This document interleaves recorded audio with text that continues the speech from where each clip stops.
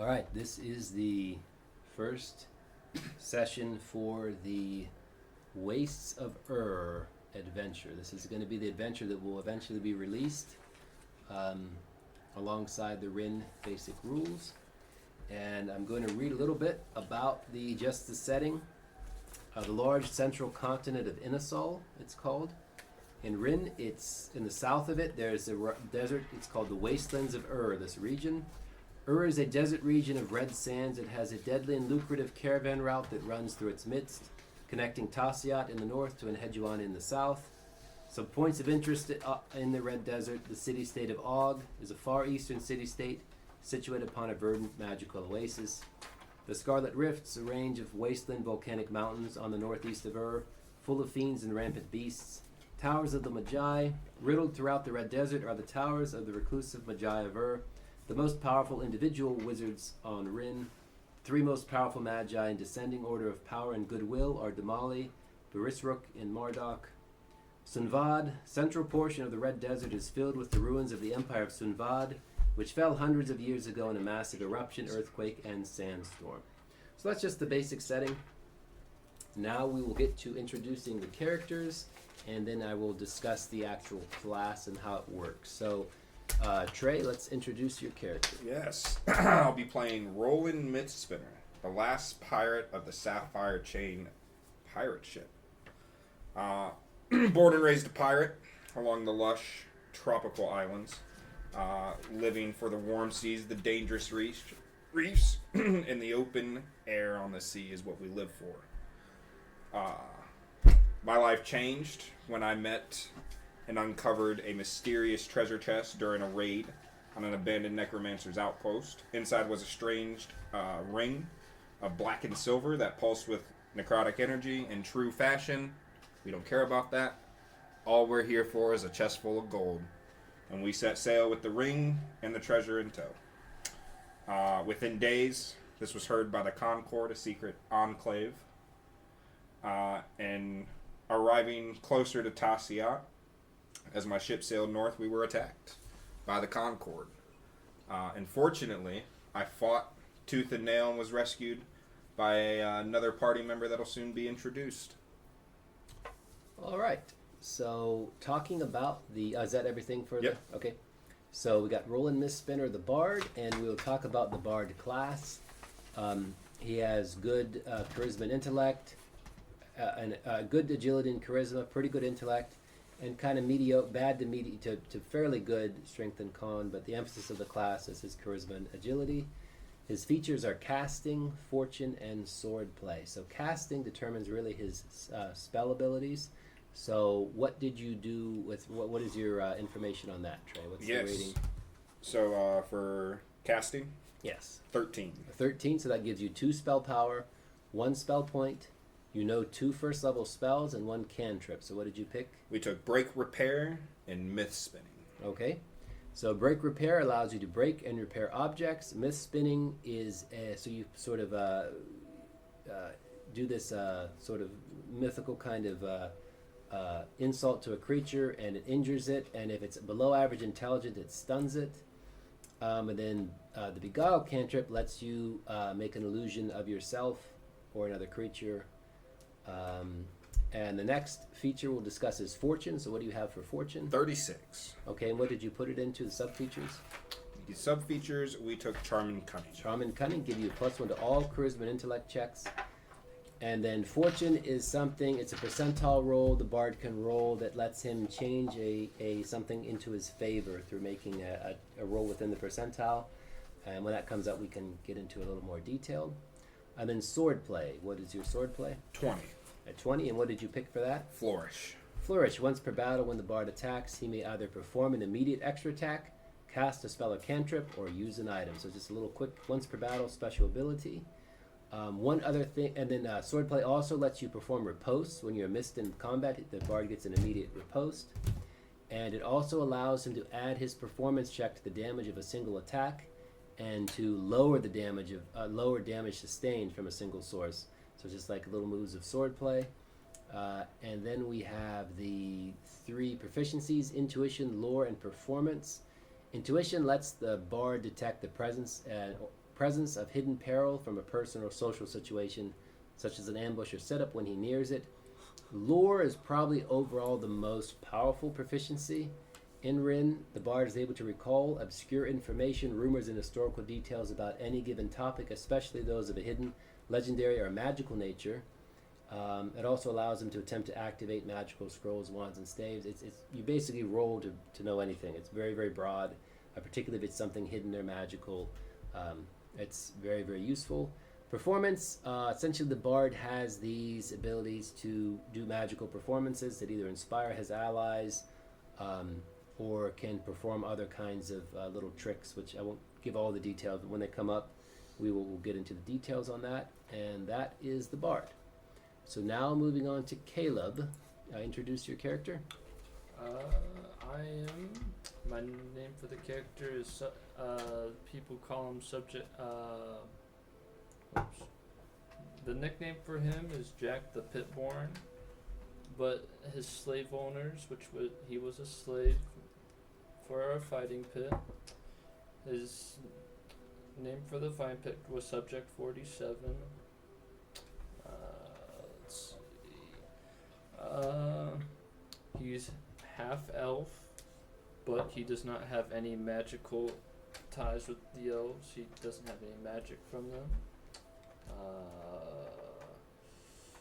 He is well known to being one of the best fighters in the underground fighting world. He's known for clearing 200 death matches in 300 days with no breaks.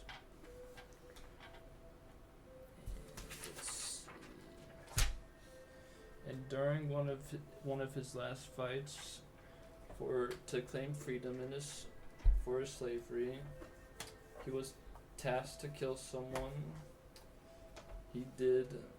Then, before he got his freedom, his pitmaster sent an arachnid, which he's very fearful of, after him. And that is when he meets a very long-time friend, a necromancer named Narvok. And joins the Midnight Menagerie. That's right. Okay, then he joins the Midnight Menagerie. Okay, and it's we'll get into a little bit more of that when Isaiah does his character. And let's talk about so the warrior has good strength con, pretty good agility, and then his charisma and intellect range anywhere from really bad to okay. He begins with fortitude, tactics, and weapon mastery. So let's talk about your fortitude, Caleb. I can reduce depending on how I roll for my percentile. I can reduce a certain attack depending on my percentile once a day. Yes. So and you have a 1% in it. So you have a very minimal rating in it. Yeah. So yes, you can reduce damage, and also at higher levels it gives you a large hit point base bonus, so it gives you extra hit points. And then your tactics, what is the rating on that? 37. 37, and this just gives the warrior a bunch of abilities in combat. So what do you have? What did you pick for your tactics? I chose flurry, so I have no attack penalty for wielding light weapons in my offhand. And a +1 initiative. And +1 initiative. Yep. Okay. And I took Formidity. I get to once per battle, I can make an attack against each enemy in melee range. Okay. Yep. In exchange for you give up your regular attacks, and you get one attack against each enemy within melee range. So if you're surrounded by 8 people, you get 8 attacks, one against each. So it can be very useful once per battle. And then your weapon mastery. What are your mastered weapons? I master a longsword and a cutlass. Okay, and what are the sub features you picked for those? I could only purchase one because I rolled kind of poorly. I chose damage for +1 damage on my longsword. Okay, so a little bonus damage to the longsword. All right, and then what are your proficiencies? I chose climb walls. All right, and survival. And survival. Okay, climb walls let you scale. It's kind of like a very extraordinary types of climbing. Just very quickly, you can run up walls and sheer surfaces. And normal climbing, you just add it as a bonus on top of the regular climbing check. And then survival is very useful in avoiding hazards, mitigating hazards in the wilderness, and avoiding encounters, finding safe resting places. Then also a bunch of other survival skills, like it's not really emphasized in Ren a whole lot, but when it does come up, you have like water, hunting, those kinds of things. So that's going to be the warrior, and last we'll get to the Isaiah's character. I am Naravak, he is impulsive, he's demanding, and abrasive.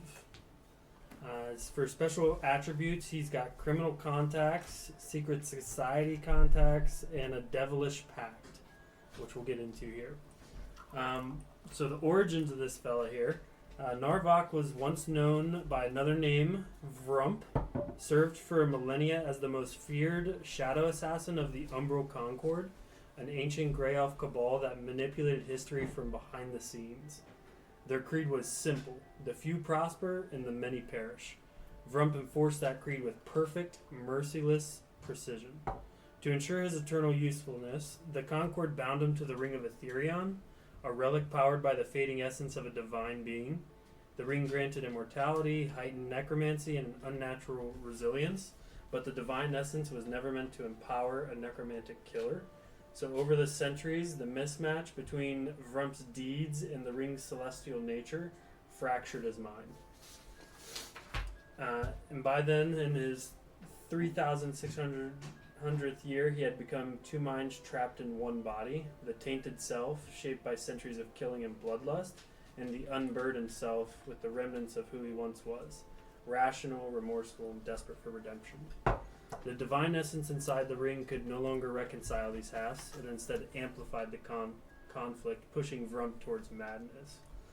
Desperate to escape, he attempted a forbidden ritual. He created a simulacrum of his younger self, a version untouched by the ring's influence. His plan was to transfer his memories into the new vessel and imprison the original body forever. But centuries later, the original self escaped its tar pit prison. When the two versions collided, they merged imperfectly, creating the unstable, dual-minded being known as Naravak. So he made a pact with a devil named Gormal, who freed that essence to essentially seal the evil self away in the ring, as long as the Gormal devil, the Mire Eater, was fed with a soul a week, and it has to be the nastiest of souls. He'll accept nothing less, the most foul. So, moving from there, Vok vowed to take down the Umbral Concord and create an army of his own. So he created the Midnight Menagerie. And that is where Vok reinvented himself as the ringmaster of a traveling circus. A chaotic, dazzling, dangerous spectacle that attracts criminals, degenerates, and thrill seekers from every corner of the world. The circus ring is a soul snare, though. Those who reek of moral rot are quietly harvested, their souls feed Gormal, and their bodies fuel Vok's necromancy. So not all who join are wicked. Many are misfits, wanderers, and outcasts, but Vok protects them fiercely. They are the first family he's ever known. All right, so you guys are essentially part of a circus, sort of a seedy circus that draws a bunch of ne'er-do-wells, and they have a good time, but you seek among them the foul, and so it's kind of a cover for your necromancy. So you're all, even though we don't have alignments in Rin particularly, if it were a D&D alignment, you would be like chaotic neutral. So you're going to be a band of very interesting adventurers. One thing to say, normally we don't have half-elves in Rin, but as part of Caleb's background, normally all the standard classes are human, but just to fit, you're always free as a DM to modify things, so the half-elves are really just kind of a biographical detail for Caleb's character. And we will talk about the features of the necromancer. So we have death magic, elven spellcraft, and forbidden knowledge. So tell me about your death magic percentile. Yeah, so that was a 37. 37, so that will give you a spell power for Drain, Fear, and Thrall. Drain drains the life out of living creatures to heal the necromancer and his allies. Fear strikes a living creature with fear. Thrall either takes control of an undead or animates the corpse of a creature to be under the control of the necromancer. And rending is kind of this powerful blast of necromantic magic upon it's a second level spell, more powerful, that further empowers the necromancer and grants him some special abilities and does massive damage to the target. So the Elven Spellcraft, what is your rating? 35. Okay, and what abilities did you pick? I took the Dread Resurgence. Okay, so the first time the necromancer fails his forbidden knowledge percentile to rise from the dead, he instead succeeds, permanently gaining +4 hit point base and death lightning damage and +2 armor and defense. So gives him a special resurgence when he dies, which is the necromancer has a chance to come back from the dead when he dies. And the Orb of Negation level 1. Orb of Negation, once per round, the necromancer negates a hostile magical effect that targets him. Very, very good, very protection, but just for the necromancer. And then what is your forbidden knowledge? 39. 39, so that gives you 3 spell points with which to cast magic, and you do 2d8 + 3 on your death lightning cantrip. It's an at-will blast of magic that the necromancer is unique to the necromancer. It's very powerful for a cantrip, and just strikes enemies with magic, and also gives him a chance to rise from the dead if he rolls within his forbidden knowledge if he's ever slain. So very powerful abilities. And then your proficiencies: Eldritch Lore and Enthrall. Lore Okay. is at +0, Yep. Okay. and Enthrall +2. Okay. So Eldritch Lore functions as the wizard's alchemy and arcane lore, but only with necromancy. It also enables him to speak with dead creatures a certain number of times, 1 + intellect per rest. So he can speak with the dead if he succeeds in the check. And then Enthrall gives him kind of hypnosis that he can place living, non-hostile, like non-enemy people into. He can put them into a state of hypnosis, drain life from them, and get them to answer questions. And then when it's over, they forget about it. So it's very useful for interrogation and secrecy. And that is determine if people are foul or... Yes, absolutely. Yep, you could use it for that as well. And that's the Grey Elf Necromancer. So we've gone over the classes and the characters. Now we'll get into the adventure itself. It's called The Wastes of Adventure synopsis: a perilous 10-day journey across the deadly Red Desert with intrigue along the way. This is a potentially deadly adventure. If a character dies, we will roll up a new one. If the party is wiped, we will roll up a new one and integrate it into the adventure. So we're using just kind of the standard rules in Rin. Generally, I have 2 approaches to death and dying. One is just when you die, your character's gone and you go to the next. The other is the narrative method, if you really just want to go through a story, kind of the way my wife does. When you die, it's just a narrative complication. And this is pretty common in a lot of RPGs. 2 optional ways to go. One is more old school. The other is just purely narrative.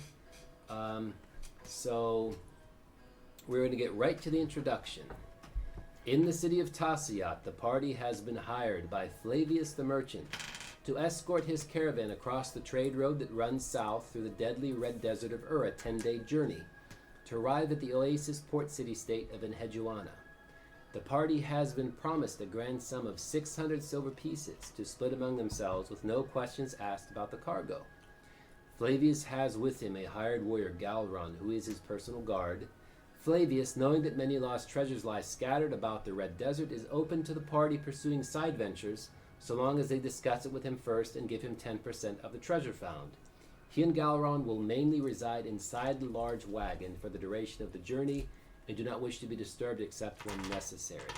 So the agreement is he has a personal guard, and they will be inside. It is like a large wagon that is like basically like a building basically. It's trapped, so they'll be inside, and it has a rear section for the cargo. It's only accessible from inside. It has a top area where you guys can rest and camp if you wish, or you can camp out in the desert along by a firelight. It's pulled by some large oxen, and we're going to say at least one of you has some actually probably all of you being in a circus has some driving experience. You'll be in charge of kind of driving the oxen that are pulling the but that's essentially the agreement. He knows that there are many treasures. You need to discuss it with him. He's a man of business and good reputation in the city, and so that is essentially what you would know. So we will begin just by saying, why have you guys agreed to this, and what is the end goal to go on this journey? I think we've decided that Tasiat is a bit boring at the time, and we want to get to setting up maybe a little bit of a gambling ring for our old boy Jack, the pitborn over here, and Okay. gamble on him so we can triple our money from this adventure where we're going. And I believe in the circus is waiting for you in Tasiat. Yes. You guys had left. We're it gonna there. go and set up our gambling ring Okay. wherever we're taking this caravan, and use that as seed money Okay. to gamble on Jack the pitborn. Okay. All right. So you're just basically getting some money as you head back to the circus after you've been up in Tasiat with your nefarious individuals that were kind of doing what you do under the table. Okay. So we're going to begin. It's evening, the night before you guys will have to get up early in the morning and take off, but it is the Roasting Glutton Tavern. So it's a massive tavern in the city of Tasiat. It's got all kinds of interesting individuals. Very large, very popular place. Outside, there's this big fat man, and his pants are on fire, and he's kind of sitting like up against a big cauldron that's burning. There's fire, and it's catching his pants on fire, and he's kind of leaning backwards. He's got this shocked look on his face. It's called the Roasting Glutton. And so this is the party's last night in the city before the journey begins. Amid the noise of the tavern, I'm going to say you're all sitting at a table. And Galeron and Flavius are kind of off at another table but nearby, talking. And amid the noise of the tavern, amid your eating and your drinking, a crazy old drunk comes in. And you see him kind of wandering in. And he goes up. We're going to roll to see who he goes up to randomly. He's going up to Trey. So this old drunk comes in, and you hear him going, somebody help me. Boo-hoo, boo-hoo, I'm done. Somebody help me. I'm done. I need some medicine. And he reaches right for your big cup of booze, and he's looking at you. He's going to try to take it. Can I make an agility check to smack his hand? You absolutely can. 7. All right, so you smack away his hand. What are you doing? I'm done. I need some medicine. So you think you can steal another man's drink? I'm not stealing. I'm just taking what I need. And he looks over at your character, Isaiah. He's like, you got some medicine for an old guy like me? I need some medicine. I'm dying. He looks over, and then he looks over at Caleb. He's looking over at you guys. He needs some medicine. What's this medicine you speak of? It's right there in front of you, Sonny. It looks good. Booze? That's right. Should we buy the old coup to drink, friends? I'm gonna sigh, long, burdened sigh, and flip him a coin for a drink. Alright. And he runs over to the bar, grabs a drink, and runs back over to you guys. And he downs it, and he's like, oh, it's got a real smack to it. He says, well, since you've been so friendly, I'm going to tell you a secret. A terrible secret. And he just looks at you guys. Who wants to know? Come on, spill it. Everybody likes a good terrible secret.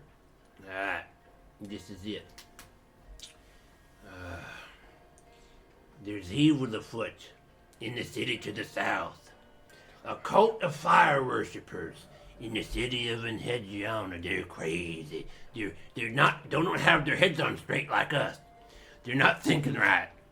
And they're going real nuts down there, and they're lighting things on fire, and they're going crazy, and they're eating all this weird stuff that's making them act weird and out of their minds.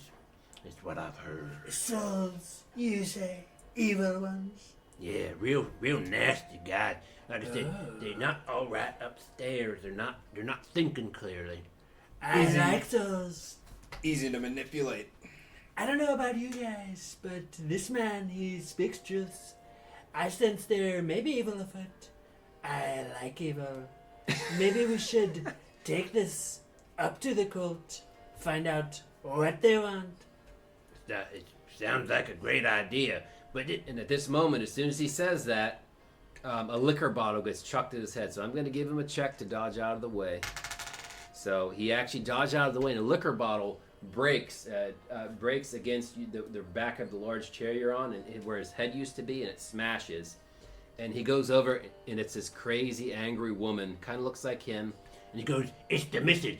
She's as wicked as the devil himself, and twice as ugly." And so she runs out, and she starts hitting, smacking at him. And they run out of the tavern, and they burst through. And, Strange fellow. Yeah, Galron comes over. I like the fellow. The guard Galron comes over and says, what was that crazy old drunk doing over here? What was he talking about? He just wanted a drink. Oh, my goodness. Well, Nothing that we couldn't provide a poor soul like him. And he says, well, Especially after the woman. yeah. Sheesh. My goodness. Oof. All right. He Well, tells us of evils. he's a crazy old drunk. I wouldn't listen to him. You know, Cults or something like that. I love a good cult. I'd have to investigate a little bit, you know? Well, I'm satiated at the moment, but I'll get back to you. He goes, oh, all right, Flavius and I were going to be in our quarters. We'll see you guys 5 in the morning. Right around dawn, we'll be taking off. I won't even have slept yet. I'm gonna throw 5 coin apiece to each one of these boys Okay. and say, Take your riches, take your bitches.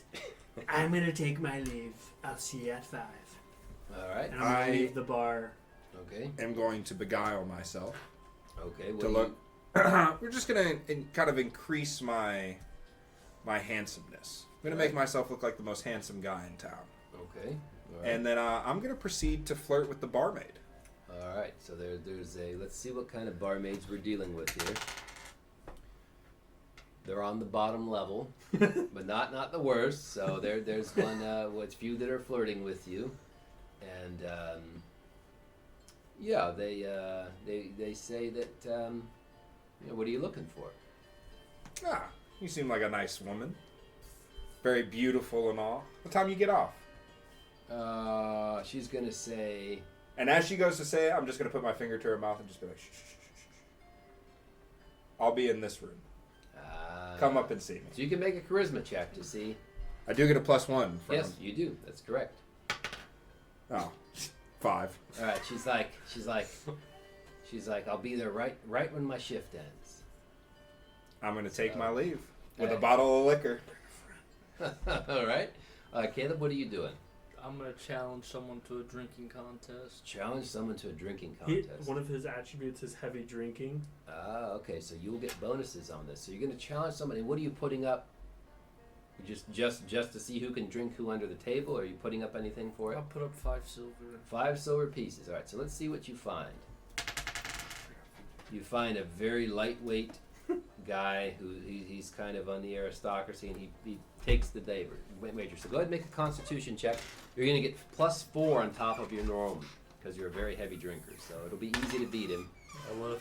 You drink him under the table, and you get 5 silver pieces to your name, and his friends haul him out. Okay. It's beer for the night for you. Yes. It might be beer, but there's always fighting somewhere. I want to go try to pick a fight with somebody. Pick a Nope, fight. no. With someone in the tavern? Start a drunken brawl. With someone in the tavern? I want to start a bar fight. You want to start a bar fight. Okay, so there are a bunch of people in here. What are you doing to start a bar fight? I'm gonna shove one of them. You're going to shove one of the people. Okay. So, how are we going to do this? Okay. You're just shoving a random person. We're going to see who you shove, unless you don't target someone out. Alright, you shove just kind of a normal commoner, and he flies against the flips over a table, and he looks at you. He looks kind of scared, and he runs out of the tavern. No one wishes to fight.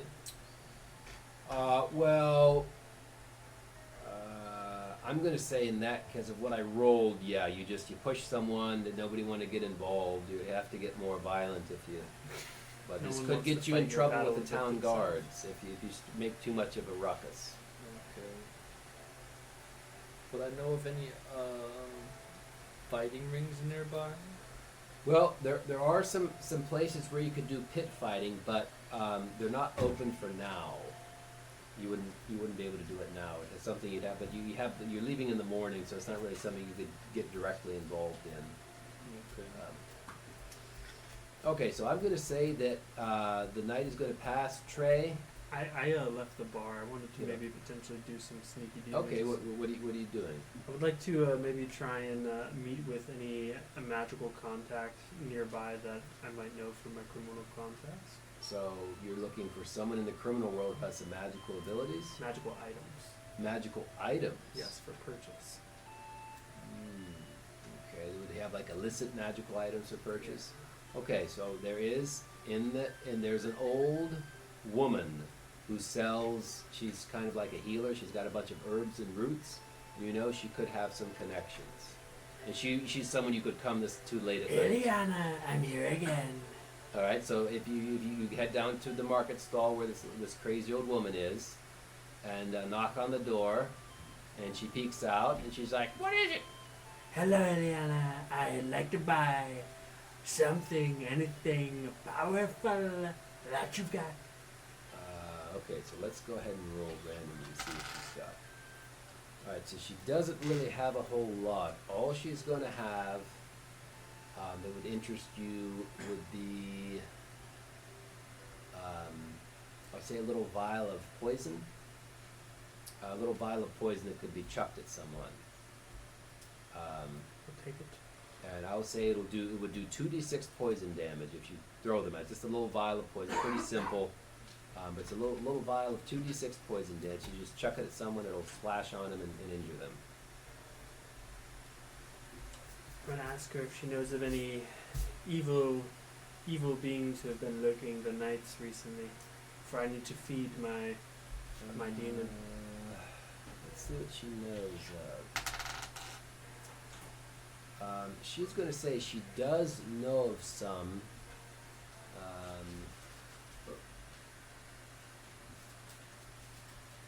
But they're not presently around. But she believes there's a vampire spawn that's stalking the city that she knows about. That's why she shows you this garlic all around her house and some of these little things that she has up. She's heard that it's been rummaging in the city, but that's all that she would know about, but she doesn't know where to find it. While these two are off gallivanting, can I set a trap to draw one in? To draw a vampire spawn. Set a trap to draw a vampire spawn. Okay, I will let you make an Eldritch lore check and see if you can somehow conjure in this vampire lore. Because you're a necromancer, I'll say you can attempt it. Eldritch Lore? But you Crit fail. All right, so unfortunately, you are unable to track this vampire spawn if it is present. It does not respond to any of your provocations. Alright, well I pack up and hope for a better hunt the next day. All right, so I'm going to say, Trey, during the night you do not encounter. You don't have a tap, so apparently she was either lying to you. She was otherwise involved. You didn't get her to come up. Caleb. I thought she was in Caleb's room. Passed out from all the drinking. So I'm going to say that the night pretty much passes, and you guys awaken in the morning, and it is 5 in the morning, and it is time to begin the journey. So how is this going to work for escorting the caravan across the desert? Well, as the premier entertainer, I do nothing but sit up top under a sunshade and pluck away. Right. So you're who's driving the actual caravan? We'll need a driver. Caleb. So you're going to be driving the caravan. Alright. And then Isaiah, how are you spending your time? Are you walking along the wagon, or are you on top of it, beside it? How are you progressing? I'm gonna scout out in front of it, but constantly try and stay stealth. Okay, so I will allow you to make a stealth check, just a general stealth check for kind of maybe ducking as you travel along. 12. 12. So you actually managed to be fairly hidden as much as you can I'm be. gonna stay out about 100 feet in front of them too. 100 feet in front. Okay. All right. So you're going to be traveling along fairly well concealed. It does travel at a slow pace. And Trey, you're on the wagon. Caleb, you're on the wagon. You're driving it. And what we're going to do is, who has the highest pathfinding? I'm pretty sure mine's -2. It goes straight off my intellect. Yours was Yes. 0. Minus wasn't 2. it? Yep. All right, so you'll have We to all pick. have -2. You all have -2. Yeah. So You none. have survival, don't So you? he does have survival, but that's going to be used for other things. But for actually this, how it works in Rin, your pathfinding at the start of each day of travel through the wilderness, the character with the highest pathfinding rating makes a check. Before an encounter occurs, the result of the pathfinding check determines the conditions under which it occurs. So you guys do not have good pathfinding. None of you are particularly good at it. Your class is not. So that means you're likely going to not have advantageous things when you encounter creatures, which can create issues. Now the survival proficiency with Caleb has will allow him to avoid certain kinds of encounters, give you safe camping sites, and other hazards that come up. So who wants to be in charge? You all have the same bonus, but who wants to make the check? Who wants to be leading If the I'm way? out in front, I might as well. All right. So Isaiah, it's going to be your character is going to be making the. Doesn't Flavius know where he's going? In fact, let me write down your character's name because I don't have that. Okay, so Isaiah, your character's name is You can call him Vok. V-O-K. Vok. Trey Roland. Roland. Yep. And Caleb, you are Jack. Yup. So yeah, I want to use your character names. Okay, so Vok, what did you get? 2. A 2. Okay, so in Rin, these are all kind of malleable, but the suggested rules are 1 through 4. The monsters have an advantage. 5 through 8, there's no advantage. 9 plus, there's a party advantage. And you get modifiers from -4 to +4 based on weather, monster intelligence, monster preparation, and so forth. So those are the general wilderness travel rules. So you are going to travel on, and you're actually not going to have. So you travel on for about 8 hours. Let's say 8 to 12 hours, depending. You're taking breaks along the way, and because you're so near the city of Tostat, you don't actually have an encounter today. But the sun kind of swelters, it goes down, evening comes along, and you guys will need to make camp.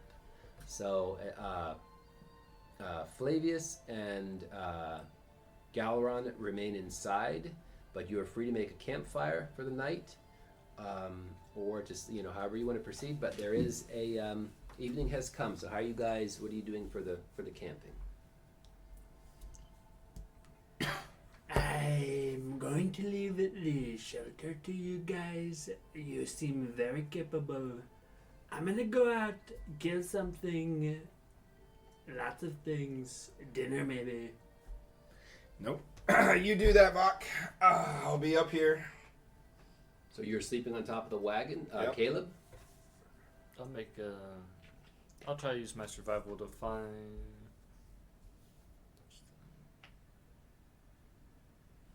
the safest location. Okay, yep, you can make a survival check. That's one of the uses of survival. Go ahead and roll to see if you get a safe resting site. Find the best place to. We're rolling with the small die first. Okay. Come on. Holy 4. All right, so you actually don't find anything particularly safe. A safe place there's no real safety place that you can find to camp. So you guys are just going along the roadside as best you can, and Isaiah,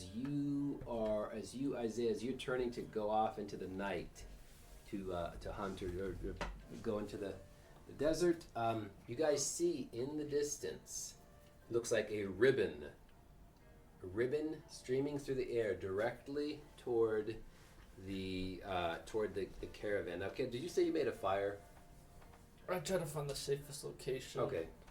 So if you don't have a fire going, if you don't, it's okay. I couldn't remember. I would say we would have a fire. Right, so going. you've got a little campfire. So in comes this ribbon. It's obviously heading straight, and on top of it, you can see 2 figures. Which, as it gets a little bit closer, you see one is this brightly dressed jester. He has a lute, and as it gets a little closer, you hear this beautiful music playing along. Trey, you recognize this is someone of great skill on the lute, and beside him is this big warrior with flowing long blonde hair. He's got a loincloth and boots. He has a big magical sword and a helmet with horns on it. And beside them appears to be a bunch of like food and drink, and it's obviously a carpet flying toward you, and it's kind of flying into camp. So Can make a lore check. You can make a. What are you trying to identify in general? I'm trying to see if I know anything about who's possibly on this carpet. Sure, make a lore check. 7.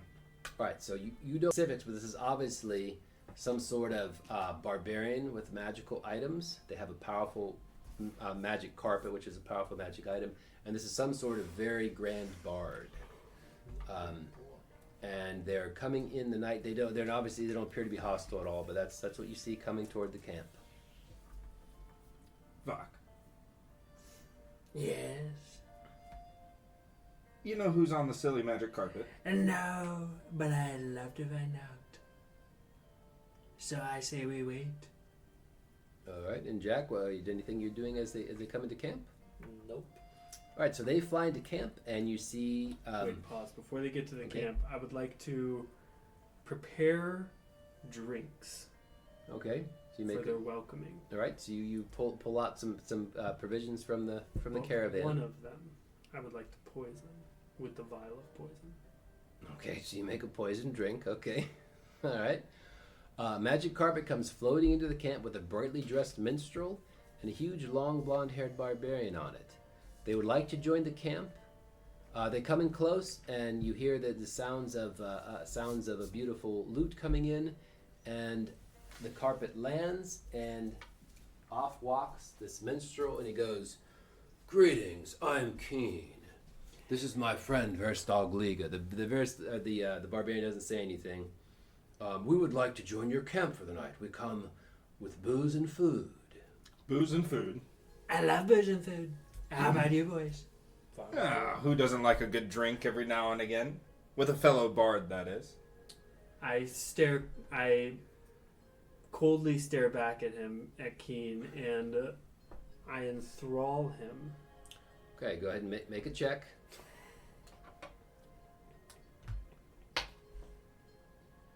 Nine. All right, so as you go to enthrall Keen, you realize he's not affected by your thrall. And he goes, "What are you attempting to do with this foul magic?" Determine, are you foul? Are you moral? Who are you, Keen? He's going to say, "I'm Keen, the Grand Bard." You didn't answer the question. Are you a foul soul? No, I'm a noble and grand soul. What brings you into this desert? We wish to pass through the desert and make it to Earth. Hedgewana. Oh, this is where I've come from.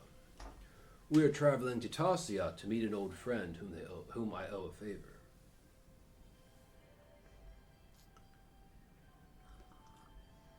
What causes you to brave the dangers of the desert? We bring this caravan for money to Hedgewana. And there we will set up our infamous gambling ring. And Jack here will sit in the pits and fight for us while he makes us money. So this is why we brave the desert, but I really want to know, what is it, this favor that you will do? Well, I can't get into that. It's, just a matter between old friends. However, we would like to share your camp for the night and tell you a tale. And he brings out some food and drink for everyone. Any of you guys partaking? Oh, absolutely. I'm taking more than partaking. I'm taking a lot more than I should. All right, so there's a lot of rich food and drink here. Isaiah, what is Vok doing? Vok proposes a toast. And also maybe a drinking challenge, Keen.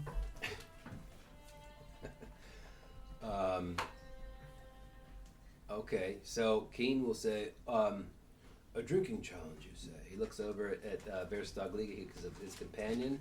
Verstagliga sits down. He's like, let's do it. Warrior for warrior. Get up there, Jack. Alright, so Verstagliga is one. He's a big barbarian. He's very similar to you. So good. You're going to have a drinking contest with him. Go for it. What would I get for bonuses? +4 because you're going to get a big bonus. Plus my con. Plus your con, yep. I got a 10. Alright, so you manage to go toe-to-toe with Verstagliga, and you're both well drunk, but you haven't. You both basically can't drink anymore, but it's basically a tie. Can I slip him just a slight amount of the poison to give him a bellyache in the night? Verstag Liga? Yep. Yeah, At the end of make an agility check. 10 minutes in, we're 9. gonna die. All right, so you slip a little poison in. He doesn't really even notice it, and he just spits a little bit out, and it doesn't particularly seem to faze him because he's such a big. You can put a lot in it. Burly He's just man. he's a big burly barbarian. So Keen begins as you guys are drinking and feasting and carousing. Keen begins in the cool of the desert night against the light of the campfire and amid the mirth of strong drink and fine fare. Keen begins a magnificent song telling the tale of the last stand of the olden barbarian prince of Erm who perished when his tower was plundered as he was frolicking with an enchantress.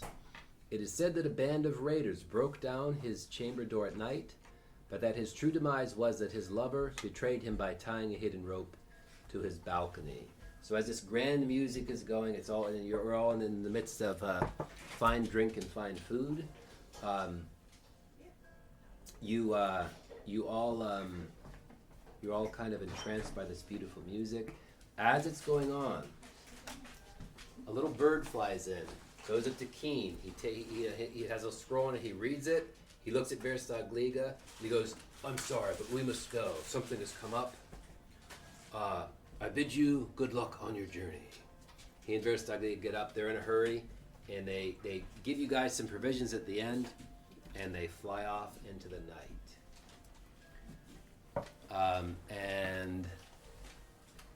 Strange so fellows, go those ahead two. and make an awareness check, Isaiah. 5.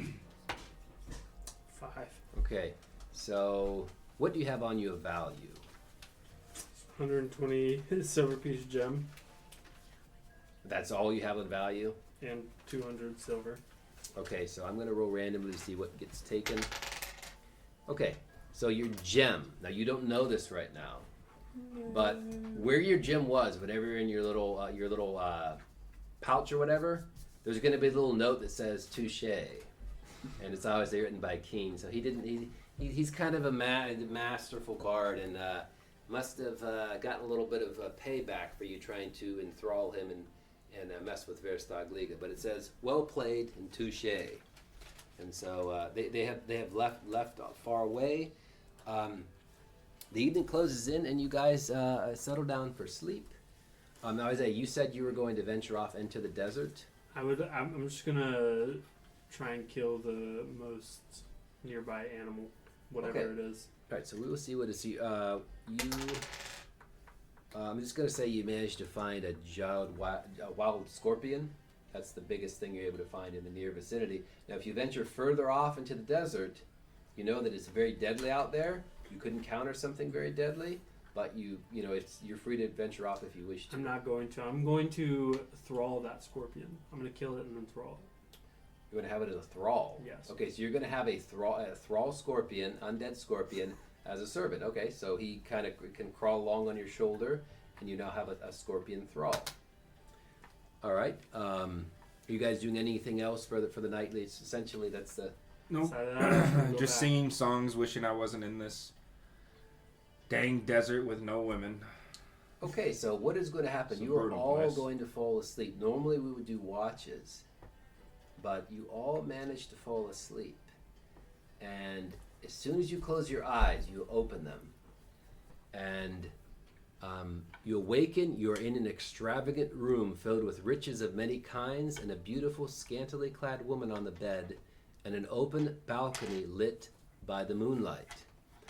The sound of the sea and the chill of the north coming therefrom. So, Trey, you can make I'm going to give you a lore check. See if you know where this is. 8. You immediately realize you are in Erm, which is a barbarian kingdom far, far away from where you are. We're the complete opposite of the world. It's the realm of Erm, and it actually seems to be Erm of the long past, like maybe 400 or 500 years ago. And you're in with an 8, I'm going to say you realize that you are in some sort of royalty or some sort of aristocrat's lair. And on the bed, like I say, is this beautiful woman. It's kind of a tapestry, like a pillared canopy bed. There's treasures strewn all about. And this beautiful open balcony where the chill of the wind, of the air coming in the seaside, you can hear it. And you look at each other and you realize, wow, what is this? It doesn't seem like a dream, it seems real. So you're like, wow. Being the 3 millennial old gray elf that I am, I'm going to take a big whiff of the air and realize that it doesn't smell like our time anymore. It smells like days past from when I was in hundreds of years ago. And now you are a clone though of this guy, correct? You're not. You have like his memories, but you're not actually the 3,000. we merged. Oh, you merged with him. Okay. Yes. Okay. That's why I had to seal away my Gotcha. Okay. my evil self in the ring and Okay. feed the soul. All right. So I'm going to give you guys. So what happens is, you immediately hear shouting in the hallway. There's this big, thick oaken door, and you hear shouting in the hallway. But the woman beckons you to come over to the bed. And now we're going to enter into kind of an initiative round. We'll just start with Trey, but you guys will have a sequence of action. So Trey, what are you doing? You hear shouting in the hallway, and this beautiful woman is beckoning to you. There's treasures all Being around. a pirate and a bit of a ladies' man, I'm gonna look at the oak door, look back at the woman. And she tells you, "Oh, ignore that. It's just they're reveling outside." I mean, you don't gotta tell me twice. So you, so what are you doing? I'm gonna try and swoon her. Why don't you come over this way? All right, go ahead. You can make a charisma check. That's a 12. Ah, she's amazed by your beauty. She comes over to you and embraces you, and then she's kind of really in the buff, and she embraces you and starts kissing you passionately. Turns your head away from the door. Isaiah, what are you going to be doing? Dream or not. Knowing that one, if not both of these two at my side are either going to be struck by the woman or the treasures around me, I'm going to go for the door. You're going to go to the oaken door. Okay, Yes. you go, and what are you doing at the door? I want to reinforce it somehow. I want to drop whatever furniture there is around it. Okay, behind it. now, all right, so I'm going to have you make an intellect check to figure out how to do this best. And then, unfortunately, you're going to have to make a strength check. So we're going to combine these two rolls to determine how well you brace the door. 7. All right, so you actually find a spear that could be wedged in. You need to make a strength check to get it how firmly it's in there. Oh, we're losing. Yeah, strength check. Oh, -1. -1. Okay, so you find a spear. You brace against the door, but with your kind of frail elven body, you've got it braced. But so what was the first roll again? 7. Okay, so combined of a 6. So it will brace the door to some extent. So what this is, so I'll know what that'll do here in a minute. And then Caleb, what are you doing? Since I see the woman is busy, I'm not gonna intrude. Okay, so what you just It's the treasure. start scooping up the treasure. Since I saw, We are some unseemly folk. what's your name? Vok. Barricading the door. I say he's got it. I'll go pick up treasure for him. Right, you start scooping up a bunch of treasure. Right, you just stuffing it We're into your degenerates. sack. All right, so the door gets splintered, Oh, shit. and a ram. It's actually a ram, like a little portal. They burst down the door, and these 3 big barbarian berserkers come in. They've got wild, crazy hair and a beard, and they've got giant axes and loincloths. And the woman at this point, I'm going to say that she sees them, and she says, "Save me, save me!" And she runs over to the bed. How terrible! Save me! And so she runs away from you. And what we're going to do, it's going to be initiative. However, because you braced the door, I'm going to give you guys +2 to the initiative roll against these berserkers. What are the chances she So now stays we're with going. you? We're going No, into. I don't need her to. We're going into combat against these berserkers. They have damsel in distress. they have a 9 initiative. So what that means is you have to get a 9 or higher, but you get +2 to the roll. So, Alright, I got 10. Critted. all right. So 13 in total. All right. So Roland has a 13. I got a 10. Isaiah has a 10. So that bonus will actually give you to act first, Isaiah. And Caleb? You said I get a +2. Yeah, you're going to get +2 on top of your normal. I got a 5. A 5. Okay, so it is going to be, again, because they actually have a really high initiative because they are, they're just frenzied warriors, so they just rush into battle. However, Isaiah, bracing that spear actually delays them long enough to get you to act first. Now, Trey, you would have acted first anyways. Unfortunately, Jack will go afterwards. So we're going to begin these 3 warriors that burst in. So what are you doing, Isaiah? I'm going to tell my scorpion, Scorpio, bite.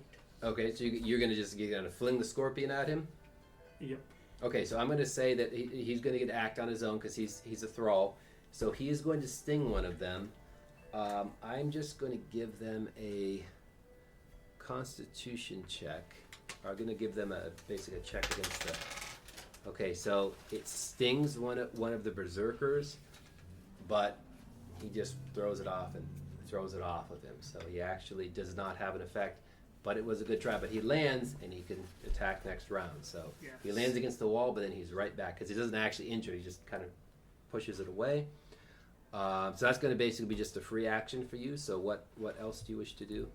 Oh, technically Roland actually goes first, but if you want to, you both go before them, so you can switch how you want. I'm gonna cast Drain. Okay. So go ahead and roll. You have a spell power 4, so you'll get 6 bolts of draining. Or sorry, you get 4 bolts of draining. Each to do a d6. 4, 6, 2, and 5. 4, 6, 2, and 5. All right. So 17. So you get to distribute them as you wish. You want to put them all on one? Is that the? Or do you want to? How do you want to distribute them? Yeah, we'll put them all in one. All right. So you. The one who just tried to hurt Scorpio. All right. So Vok, as he throws that scorpion off, he gets rended by these 3 dark blasts of magic, and then it gives you now if somebody's wounded, it will heal them, but nobody's wounded. But whoever receives these will get +4 damage to their first roll. They're like charged with necrotic energy. So who do you want to empower with the? You can split them up as you wish. Oh, I can split them up. Yeah, you For can each one? empower, but yeah. So it'll give a cumulative So +1 damage. So if you put all 4 to him, it'll give him +4. You can split it up however you want because they're already fully healed, so it won't heal them, but it'll. +4 for you. All right, so as you shoot out these four like bolts of draining, you draw life out of this berserker. He lets out a "Wah!"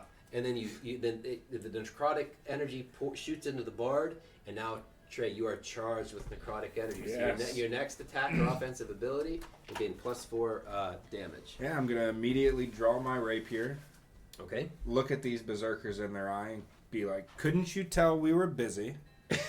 Now I've got to kill you." All right. So you've got the seriously injured one, and then 2 that are healthy. We're gonna hit the serious injured one. All right. His defense is a 7. I got a 6, but we're gonna. It's adding to the damage, right? Not the success. To the index, damage. right? That's correct. Yep. That's fine. We're gonna use flourish once per battle, extra attack, spell, Okay. or cantrip, All right. So you use your flourish ability. and we're gonna swing again. All right. There we go. 11. Okay, and then roll damage and add your 4 additional necrotic damage. 9. So 9. So that is 7. So okay. So what happens? You fly and you're charged with necrotic energy. You stab it with his rapier. He kind of hits it away with the haft of his axe, and then you stab him right through the heart, and the necrotic energy goes off, and he crumbles to the ground, and the berserker is dead.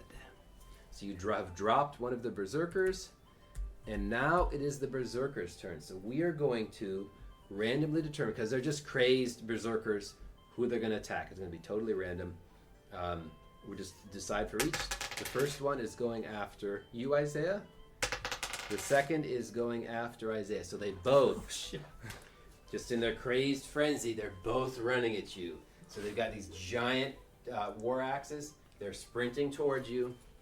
We're gonna do the first one. Defend against threat 10 from the war axe.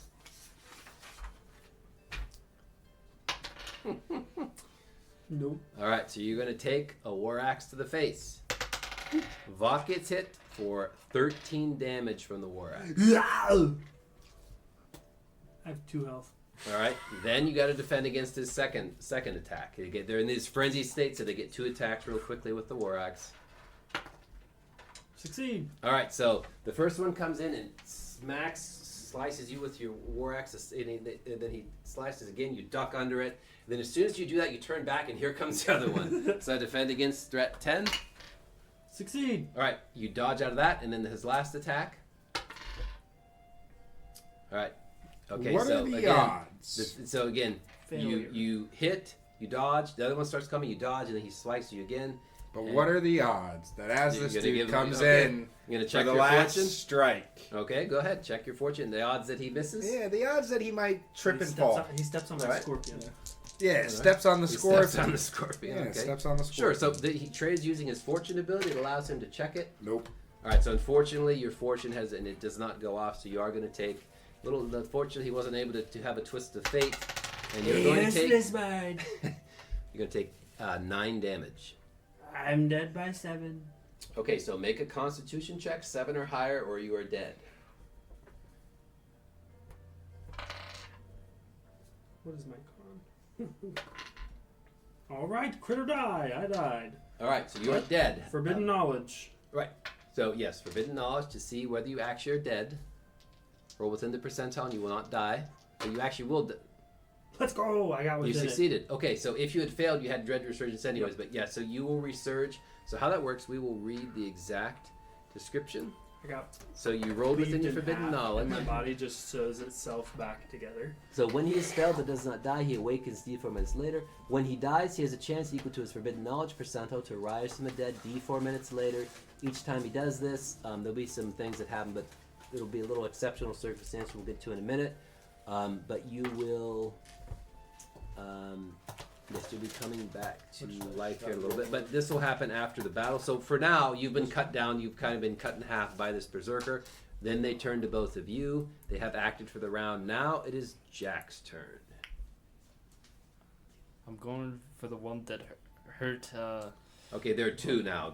One is dead, and there are two surrounding the now dead body of Vok. So what is Jack doing? I'm gonna start swiping. It's payback time. All right, the defense is 7. Yeah, 11. I hit. Okay, so you hit him for the first hit.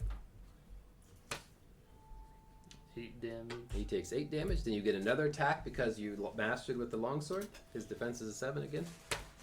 I critted. All right, so you get an extra damage die. 10. It's got 18 damage on him. And then you get your offhand attack because you took the 2-weapon fighting with the cutlass.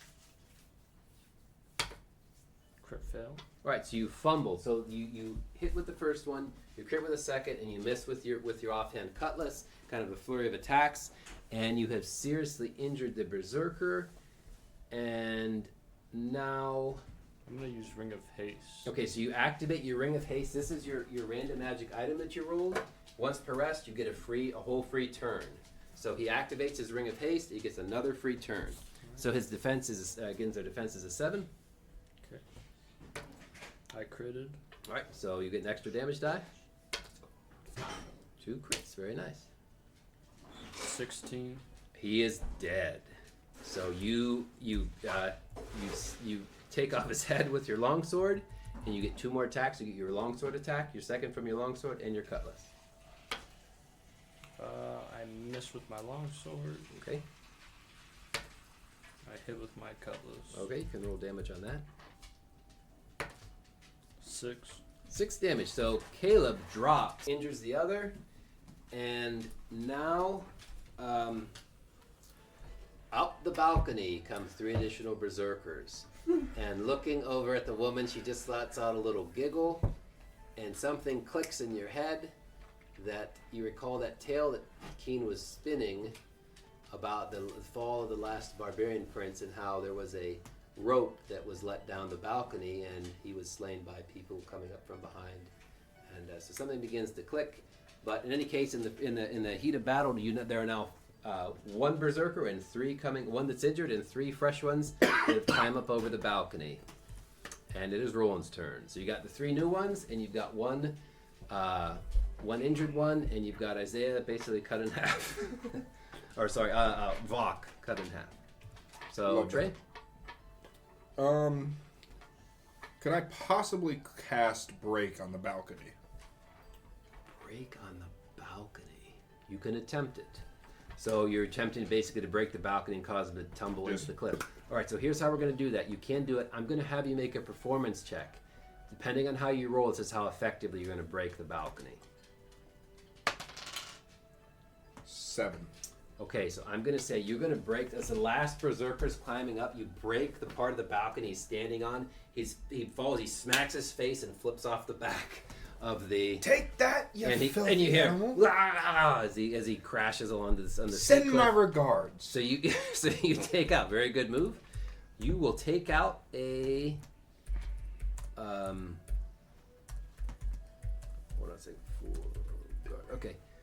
So in one just smacks along the cliff face, and so you have removed one of them. The other two manage to scurry out, and they look at you with crazy eyes, and then it would be I took your princess. Isaiah's turn, which you are currently down. Now it's the berserker's turn. So in true fashion, we're gonna roll randomly to see who they attack. 1 through 3. So we're gonna say Caleb, Trey, Caleb. All right, so they're actually going 2 on 2. So again, they have no real strategy. They're crazed berserkers. They split onto each of you, and we're going to do Trey's attacks first. So defend against threat 10. How'd I get a 9 or higher? 9. All right, so you are going to get hit by the berserker, and you're going to take 7 plus 4, 11 damage. Don't forget about your ability. So you take 11 damage from the first attack as he smacks you with his war axe, and then defend against his second attack.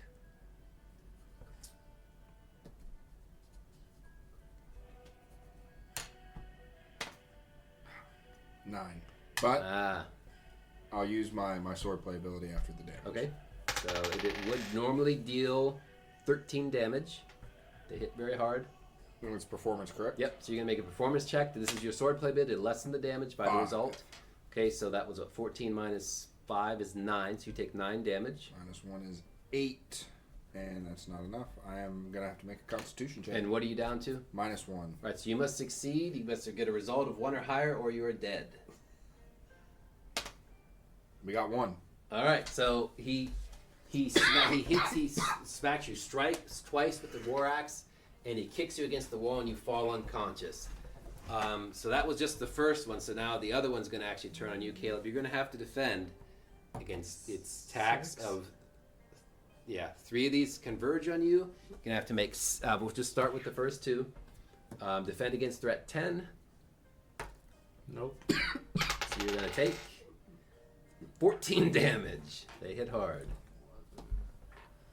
Guys, we just got gonna get it. wiped. Yeah, I'm going to use my fortitude. All right, that'll lower the damage by 5. So that'd be You have 9 health now? What did he ask you?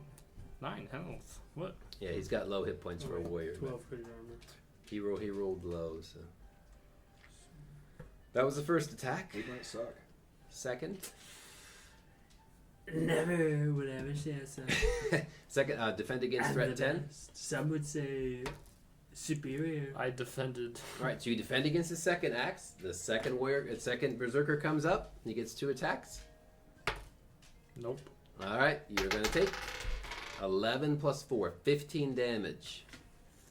15. So I'm okay. What are you down to? Negative are you? 1. You got 1. All right, so then you've got a second attack. See if you can do it. Nope. All right, this is going to take you out. So you're going to take 8 plus 5. Right. All right, plus 4, 12 damage. What does that put you down to? Negative 11. Negative 11. So you're going to have to get an 11 or higher, or you're dead. I critted. Right, so you're actually alive. So they hit you. So you're unconscious. Isaiah's dead, and all of a sudden you wake up in the desert sands. You realize you were pulled into Keen's tale that he was telling. He's such a magnificent bard. You were pulled into his tale, and you were not actually injured. What you feel fine. The only thing that how this works is you remember the treasures that you had, but you have none. But Caleb, as you reach into your sack, because you looted the place, you're going to have one common treasure. So how this works is after the battle, the dream ends, and any party member who survived awakens with one common treasure each in their hands, which you didn't survive. But you're Caleb, because you looted. I'm going to give you. You're going to have one common treasure roll. So go ahead and roll it. See what we get. You're telling me that was a dream? 44. 44. She Let me was see such a what we beautiful got. lass. So it was a Nobody powerful dream. fools Narvak and gets away with it. You have a masterwork shield, not terribly useful, but somehow you wake up with holding a masterwork shield. So it's worth some money. You can sell it. I know you don't really use shields, but you do have a masterwork shield. It could be used by someone else though, but you really don't use shields. But in any case, that's what you found. Now what we are going to do is you do each gain from this, which you don't have to write it down now. We'll tally it at the end. 10 experience each. And Trey, because you came up with a very creative way of taking on the bard, you'll get an additional 5. So I'm just going to go Trey. Take notes, fellas. Yes, so you get a little handout, and that Saved your life. essentially is I dropped the intended. That is intended to be an introduction to the Rin combat system. So yeah, you awaken in the morning. You're like, oh wow, but you feel like a little bit sore, but you realize, wow, that was a powerful dream, a powerful bard. She was such a beautiful lass. Yeah, she. Oh, and then as you guys went unconscious, you heard a little giggle from the woman because she was the culprit. But all right, so the day begins. You guys can proceed into the desert. Now you realize you're getting into a part of you're out far beyond a day's journey on the caravan trail into the desert. So now you realize things are getting a little more deadly. There will need to be a pathfinding check. Whoever wants to make it. Are you doing the same kind of?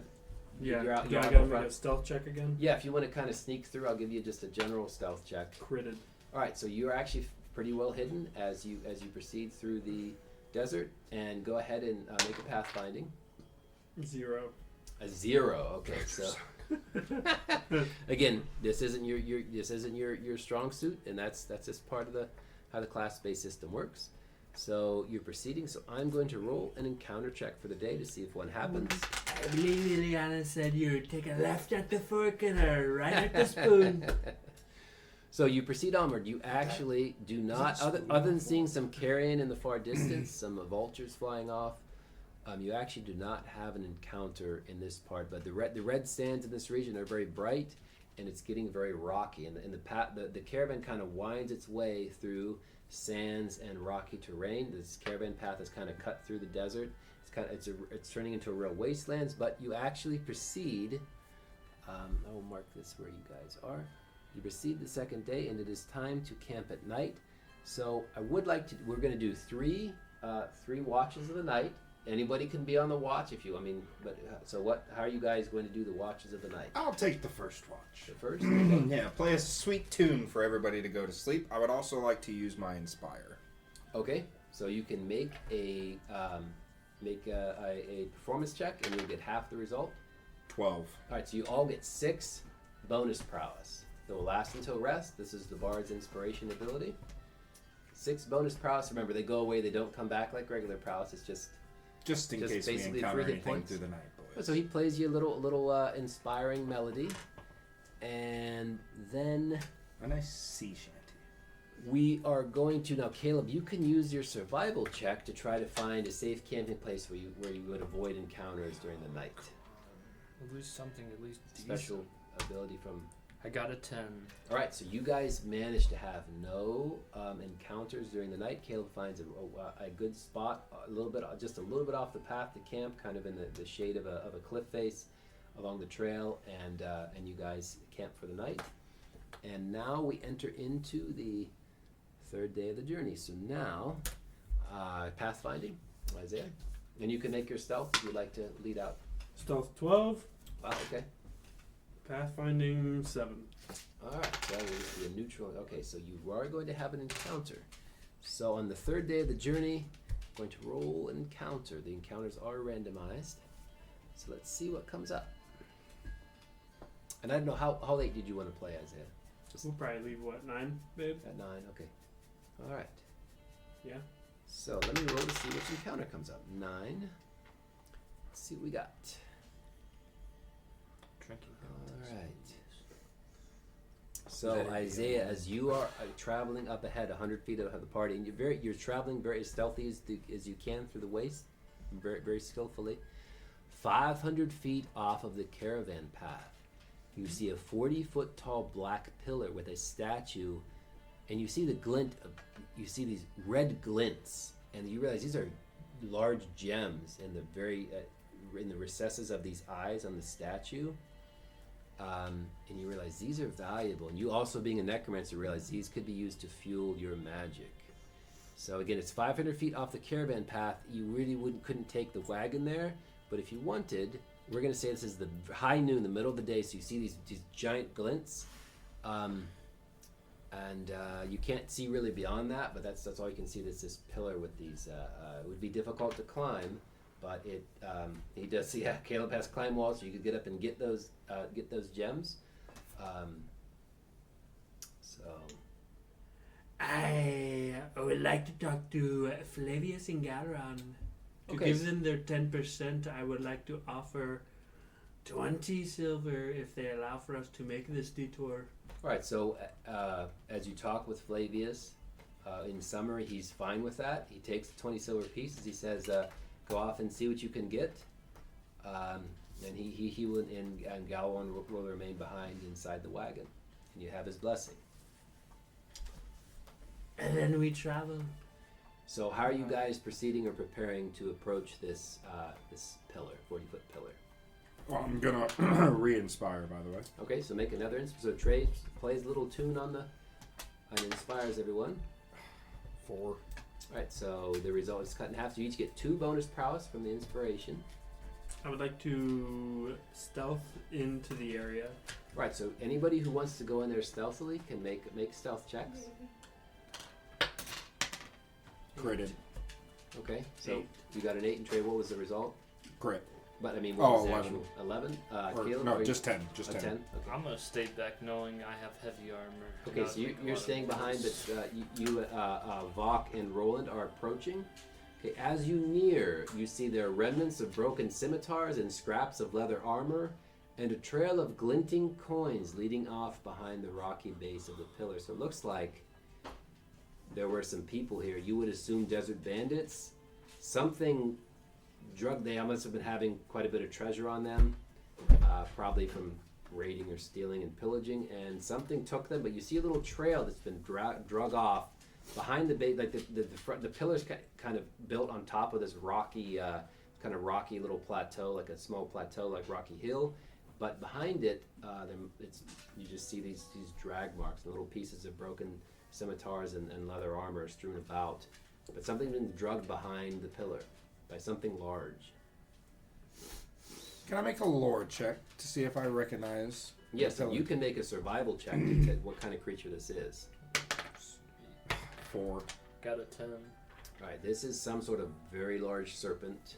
I'm going to say with a 10, you realize it's not living. Some sort of undead serpent. Trey, you actually do not know with lore, you've not particularly heard of this creature in the region, unfortunately, but Caleb knows with his survival, this is some sort of giant undead serpent. It must have some sort of burrow underneath this obelisk. Can I make an Eldritch Lore check on these undead serpents? Yes, you can get up to the cave mouth and just kind of sense with your magic. Does Just it what do you chronic sense energy? in there exactly? Yeah. 6. So as you approach the cave mouth, you think this is a huge undead asp, very deadly. I'm gonna stay with the 6. It's necromantic, so you know about it. Has a nasty bite attacks, and it can swallow you whole. And it can be very deadly, but you realize from looking about that there's a lot of treasure that was taken in here. He fed on these bandits, and they had whatever they had. They must have hit a big score of some sort, and he's drugged quite a bit in there. In addition to some say beyond that, you would know somebody could attempt to climb the pillar and get the gems, which are very valuable. But there would be more treasure inside. But if you get caught by this thing, it's very deadly. So it's a big risk. You're gonna have to have a plan. A big risk, It big reward. It would exactly, yes. I think we do it. Do you want to punch a serpent today, Jack? Of course, I love punching everything.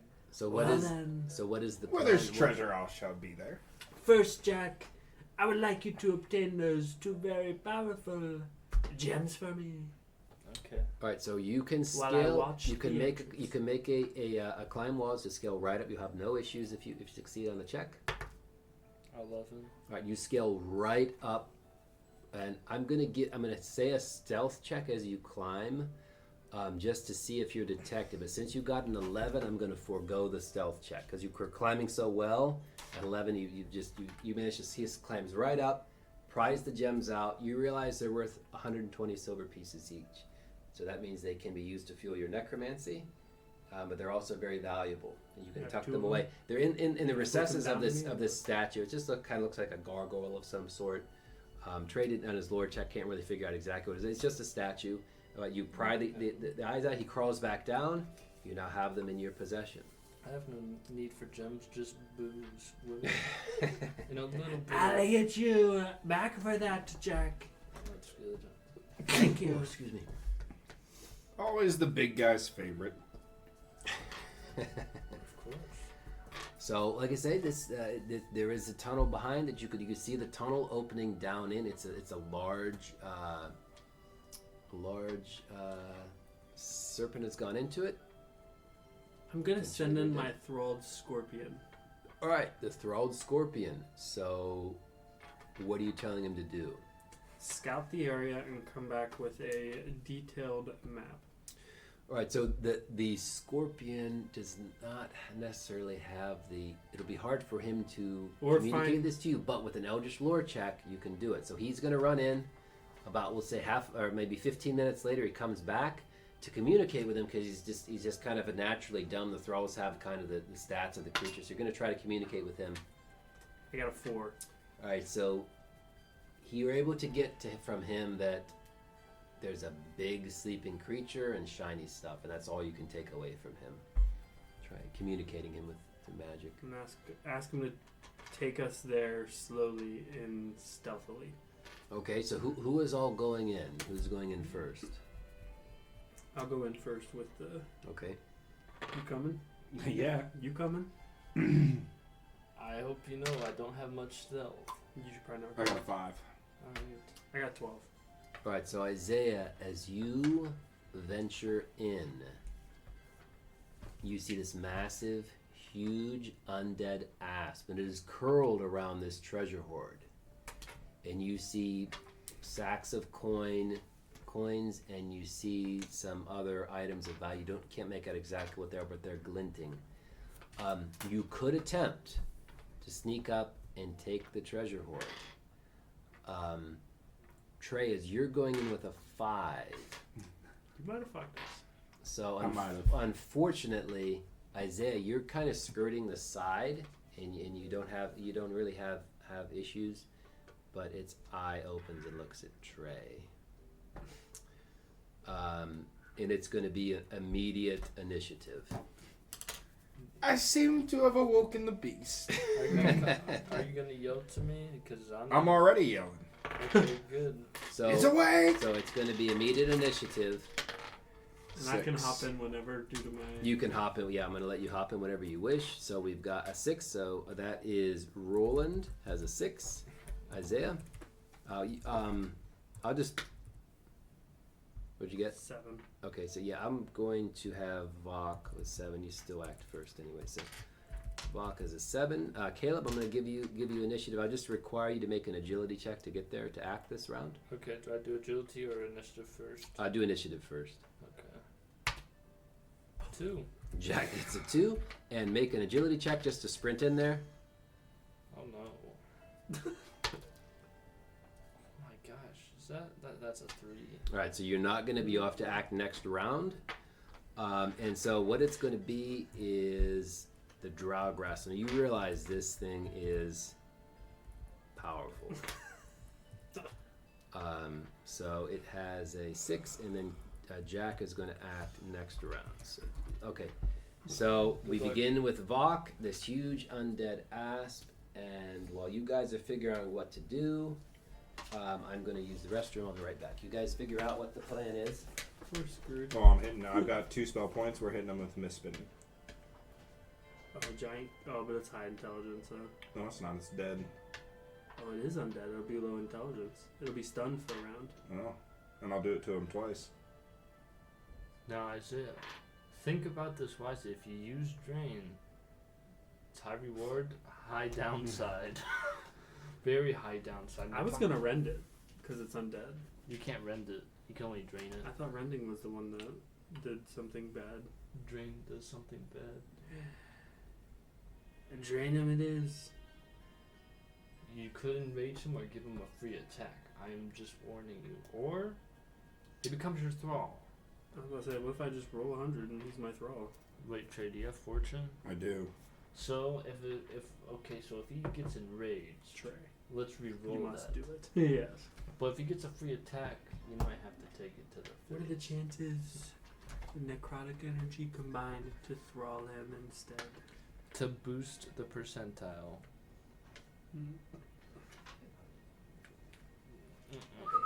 So, what's the plan? Avak is going to consume a gem Okay. Boy. and use drain. All right, hitting it with drain. Yes. This is either this is gonna gonna. go- It's either gonna go great or poorly. So we're gonna look up the drain spell and read the exact abilities. Well, I thought she just fell. So spell casting drain. So you're gonna have spell power 6 Yep. because you're burning out. Okay, so you using one of the rubies, you drain the ruby into the spell, and you can empower your magic. So this is how drain works. I'll read the whole description.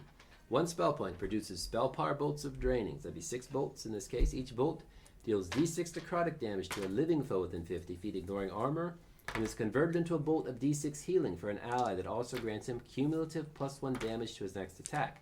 Instead of experiencing the normal effects, lesser undead, which this is, struck behave according to the following percentile. So it can either become enraged, gaining an immediate extra turn, suffer a bunch of damage, become paralyzed, or obey the wizard's spoken commands even to their own detriment. Big risk, big reward. So you blast it with the first bolt. Each bolt will have an effect, so go ahead and roll it. Oh, wait, the percentile or the bolts? You have 6, so you're going to hit them with all. So we're just do one at a time. Each one is going to have a percentile effect. So it's different if it's an undead, lesser undead. Let's see what you get. 68 percentile Okay. at 4. So 68. When you get a 68, that's a 25 to 75. Suffers D12 disintegration damage. So roll the disintegration damage. D12. Yep. 12. 12. Very nice. You blast it with the drain, and it ignores armor, and blast it for 12 disintegration damage. Just wasting away. Its scales fly off. It lets out a terrible hiss. Now, bolt number 2.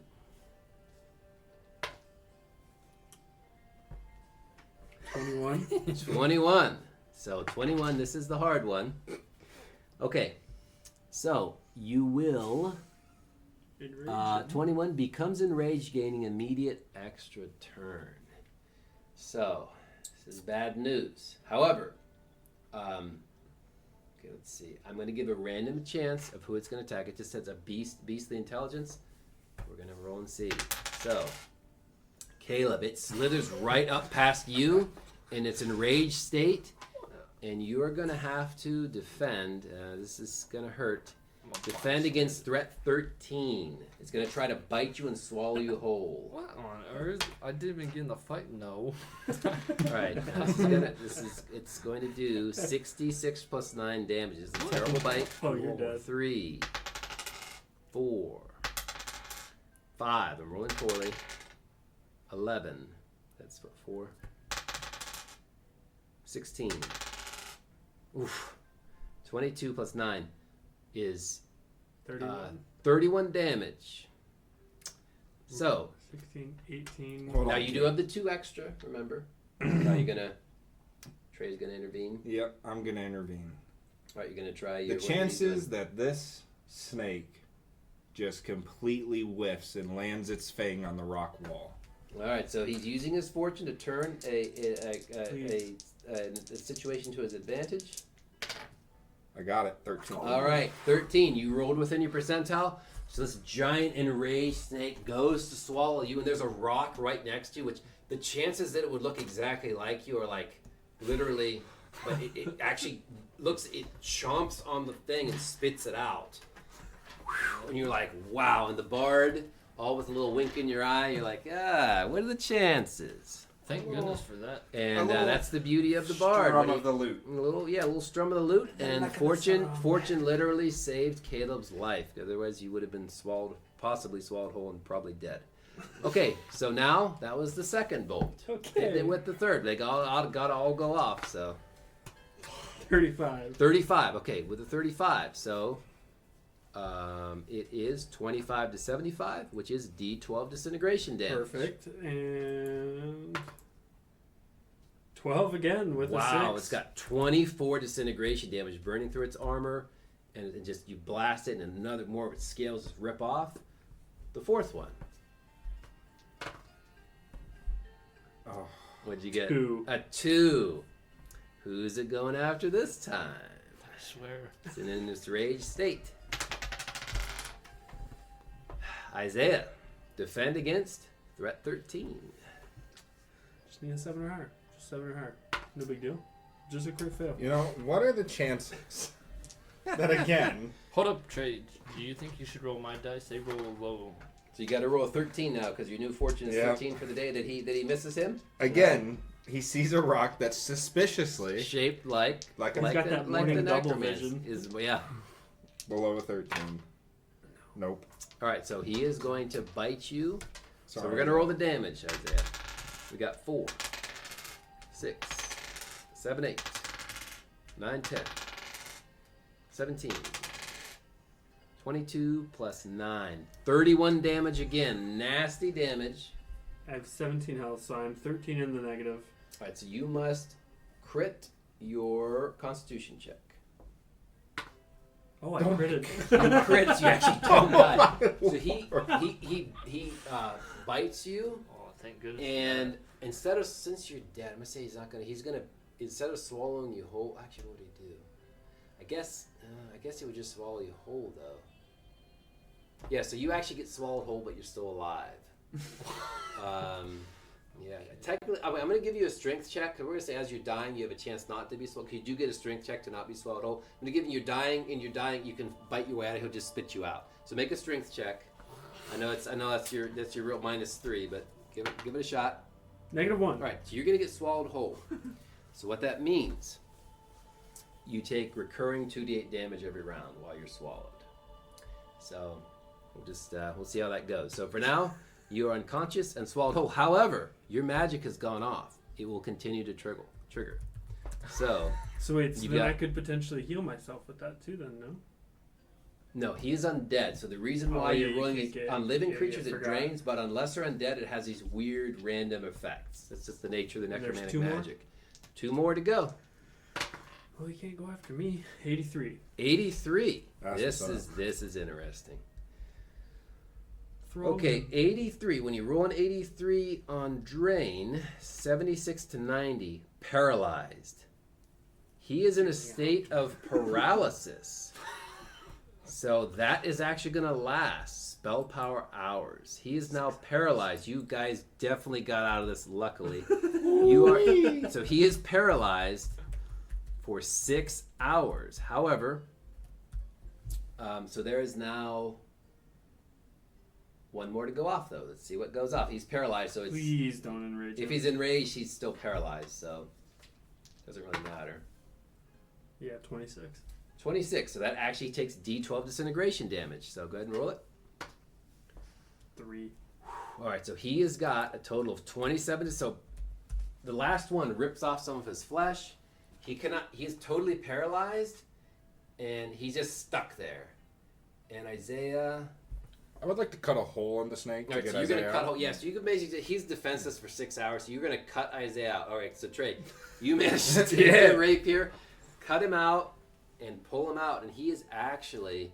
What happens is when you get knocked unconscious because you don't actually heal normally. D4 hours, you just wake up. So you wake up. D4 minutes. Let me read the exact description just so we're doing it right. So, Grey Elf Necromancer, Forbidden Knowledge, you rolled within your percentile. He awakens D4 minutes later with Intellect Ichor. So what's your intellect? 2. 2. So you awaken, he gets pulled out, and a few minutes later, you're like, how did he survive that? In fact, actually, we'll wait a few minutes because they can still do some action. So you have this totally dead gutter. You guys got so lucky in killing that thing. That was a great move. It's a very deadly creature. I took So a it, chance. so it is now dead, and there's treasure all around, and Oh. you're still unconscious for 4 minutes. So you guys are Loot. looting the treasure. Loot. All right, there are 462 copper pieces as you loot through everything. So you can whoever wants to write it down, you can divide it. 231 But- copper pieces. Okay. Piece. Okay. You take All right. 231, I'll take 230. He's unconscious. 108 silver pieces. You remember, you're supposed to be loyal to me according to your... I'm loyal. I Six, saved the silver pieces for you. 6 You gold. can have the 108. 6 gold Yeah. pieces. So remember, copper are like silver pieces are the standard. Copper is a tenth of a silver piece. Gold pieces like 10 times a silver. So this is So you get the silver, 2 golds. You get 2 golds, and I get 2 golds. Yep, so 2 golds each. And there are 3 common treasures. So we're going to roll the common treasures. I'll just let each of you roll a common treasure. This is a big thing of loot. Let's check Let's check it out. 108. Just not another masterwork shield. 78. 78. Trey, you find a quiver of magic arrows. So let's read that. Again, none of you are archers, but it still has some uses. Quiver of magic arrows. It's D20 magic arrows. So roll a D20. 17. Okay, you have 17 magic arrows. Each arrow deals +4 damage and causes the attack to become magical. Let's see, that's what you got. And Isaiah? 47. 47. Masterwork medium armor. So you find this sort of brigandine armor.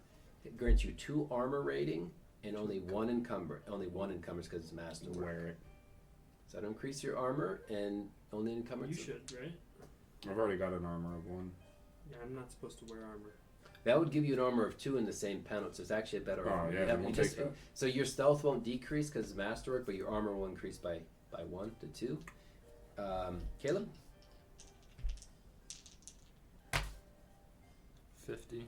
A 50. So you find masterwork heavy armor. So you find basically these must have been the bandit captain and one of the bandit lieutenants, and they came to a terrible fate. So Odd just enough to decrease be your my size. encumbrance. Your stealth will increase by 1. So it's like a fine thing of kind of like a scale mail, and your armor will remain at 3. Masterwork heavy. Masterwork heavy armor. Yep. And that's what you're able to get from the. So what you're going to end up getting from all of these. So I think it's about almost 9 o'clock. So we're going to call it there. And you get a total of, experience-wise, I'll add it up. 20 for the treasure hoard, 40 for defeating the Drawgrass. You get 10 for the initial encounter. So that's 40, 50, 60. See, you're going to each get 70 experience, but Trey's going to get 75 because of his little creative use of the break repair spell. And that's where we're going to put it now at 100. The standard classes will increase at 200. Isaiah's the expanded classes. So you didn't quite have enough to level, but next session you will. And that is the beginning of the treasure we left off there. I will say you guys managed to return to the caravan, and we'll just end it with, what are you doing as far as, are you sharing anything with I'll with give Flavius, or what's the plan? give him more silver. 10% of the silver. Okay, so you have slain the drow So another grass. 40 silver. All right, he's very pleased. He's happy with. He's just not really bickering with you guys about the price, or he's fine. He's happy to take the money. He says a job well done, and like I said, he looks. Oh, you don't look too well. But I always look this way. I will bounce back. all right, so we're gonna end. You guys are. So I will say, yeah, we're gonna end kind of in the middle of the third journey. We'll say that happened late afternoon, and this is where we have ended the first session. And there we go. Before we leave that Yeah. asp, would I have enough to thrall it? Okay, so we will read the thrall spell. This is a game breaker if you got it. It's a great ability. Thrall. Okay, so thrall works. The corpse of a living creature is animated, or an already animated undead is bound to the will of the wizard. A given creature may only be affected who has a maximum vitality or equal to spell power times 10. So if you could boost your spell power to 6, I can. then you can thrall this I'm thralling powerful asp. All right, so you now have a drow grasp. And I'm going to put, that's a really important thing. You have a drow grasp. By burning the other ruby and consuming it, you're able to thrall the drow grasp. And I'm going to say Flavius understands it's under your control. He's fine with it. He's a very open-minded businessman. He says this will be very useful. Another guard. Drow grasp. It's a drow grasp thrall.